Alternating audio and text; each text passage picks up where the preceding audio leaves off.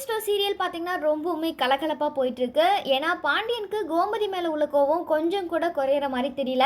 கோமதியும் எவ்வளவோ வகையில் வந்து பாண்டியன் கிட்ட பேசுறதுக்கு ட்ரை பண்ணுறாங்க. ஆனால் பாண்டியன் அதிலிருந்து கொஞ்சம் கூட இறங்கி வர மாதிரி தெரியல. இதனால கோமதி என்ன பண்ணுறாங்கன்னா ரொம்பவுமே அப்செட்டட் ஆயிடுறாங்க. ஏன்னா அவர் என் கூட பேச மாட்டேங்கிறாருன்னு சொல்லிட்டு மீனா கிட்ட அப்பப்போ கால் பண்ணி பேசுகிறாங்க. இதையெல்லாம் பார்த்த மீனா கோமதிக்கு நிறைய ஐடியாஸ் வந்து கொடுக்குறாங்க. அவர் உங்கள் வழிக்கு கொண்டு வர மாதிரி ஏதாவது நீங்கள் பண்ணுங்க. இதுக்கப்புறம் நீங்கள் அவருக்கு எந்த ஒரு வேலையுமே வந்து நீங்கள் செய்யக்கூடாது. சாப்பாடு போடக்கூடாது. அவர் தண்ணி கேட்டால் கூட நீங்கள் கொடுக்கக்கூடாது. அவரை நீங்கள் கண்டுக்கவே கூடாது. இந்த மாதிரி ஐடியாஸ்லாம் மீனா கோமதிக்கு வந்து கொடுக்குறாங்க. இதையும் பார்த்தீங்கன்னா கோமதி ரொம்ப சிறப்பாகவே செஞ்சு முடிச்சிடுறாங்க.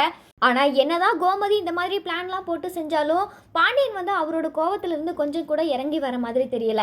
இதெல்லாம் ஒரு பக்கம் இருக்க, இன்னொரு பக்கம் பார்த்தீங்கன்னா கோமதியோட அம்மா வீட்டில் குமாருக்கு பொண்ணு வந்து பார்த்துருக்காங்க. பொண்ணு வீடும் பார்த்தீங்கன்னா கிட்டத்தட்ட வீட்டுக்கு வந்து நிச்சயமும் பண்ணிட்டு போயிட்டாங்க. ஆனால் குமாருக்கு தான் ரொம்பவுமே கவலையாக இருக்குது. ஏன்னா குமாரோட மனசில் அரசி தானே இருக்காங்க. இந்த விஷயத்த யார்கிட்ட சொல்கிறதுனே தெரியாமல் குமார் ரொம்பவுமே குழம்பி போயிருக்காரு. ஆனால் அப்பத்தா அந்த விஷயத்த கரெக்டாக வந்து புரிஞ்சுக்கிட்டாங்க. குமாரும் பார்த்தீங்கன்னா அப்பத்தா கிட்ட அரசியை கல்யாணம் பண்ணுறதுக்கு எனக்கு ஒரு வாய்ப்பு கிடைச்சா அவளை நான் நல்லா பார்த்துக்குவேன் அப்படின்னு சொல்லி அப்பத்தா கிட்ட ரொம்ப ஃபீல் பண்ணி பேசுகிறாங்க. இதையெல்லாம் கேட்ட அப்பத்தா குமாரோட ஃபீலிங்ஸை வந்து புரிஞ்சுக்கிட்டு இந்த கல்யாணத்தை எப்படியாவது நம்ம தடுத்து நிறுத்தணும் அப்படின்னு சொல்லிட்டு நினைக்கிறாங்க.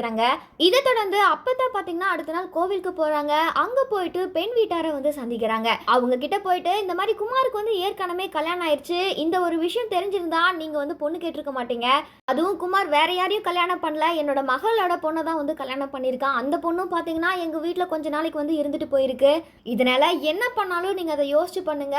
இந்த விஷயத்த நான் தான் உங்ககிட்ட சொன்னேன் அப்படின்றத தயவு செஞ்சு என் பசங்க கிட்ட மட்டும் சொல்லிடாதுங்க அப்படின்னு சொல்லிட்டு அப்பதான் வந்து சொல்லிடுறாங்க. இதை கேட்டால் பெண் வீட்டார் ரொம்பவுமே ஷாக் ஆகிடுறாங்க.